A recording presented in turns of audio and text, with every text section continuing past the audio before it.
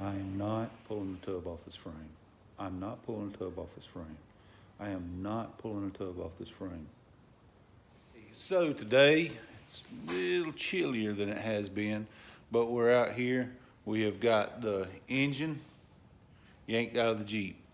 So let's take a look at what we got here. So, engine removed, left the power steering pump connected and just zip tied it right there for right this minute. But here's the engine that came out of it, little 4-cylinder. The displacement slips my mind right now. I can't remember exactly what it is now. The casting numbers are all very visible on the block. Somebody can look that up and probably tell you a good bit about it. As a header, and we'll go back on it, and this motor will be sold complete. Carburetor to oil pan, header, fan, pulleys. I'll even leave the power steering pump belt on it. Hose, it complete, just like it's swinging here. So this motor will be sold complete because we are putting 355 technically, if you've watched the first video, in here. But we've got to get this framing all cleaned up, clean this firewall up. So she's gonna need a good pressure washing now. So that means we got to move her out there. Where? It's gonna go there. Let's do that. All right, it's out in a good light now, so we can see what we're working with. A little water spilled right there when we pull the motor out. But honestly, other than just being dirty, from being a farm Jeep, so to speak, it's actually in really nice shape. This little spot right here, that's where an old washer was on it. But as far as any actual frame damage, I don't see anything.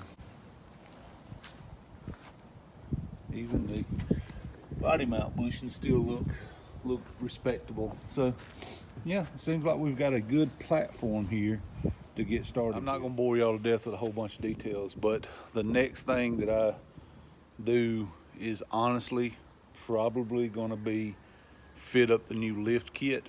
We'll get the frame all cleaned up, at least from the firewall forward. We'll get it all cleaned up and get painted, because that's what you're actually gonna see once the motor's in there. We're gonna try to clean the firewall up, get the firewall.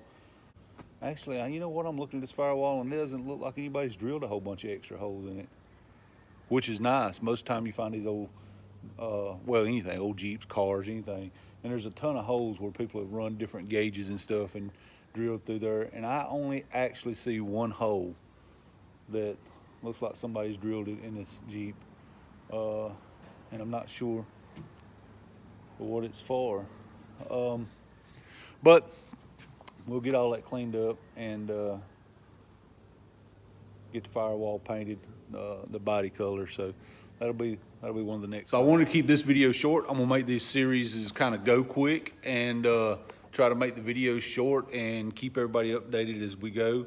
On today's agenda, that was really all there was to get the motor out of it and get the Jeep itself outside so that everything will be cleaned up and pressure washed, which I'll probably do here in a little while. But I'm not going to put any paint on the frame until after I fit up the lift, just to see what needs to be done. If anything, it may bolt straight on. It should bolt straight on, but we'll see. So yeah, y'all just stay tuned, and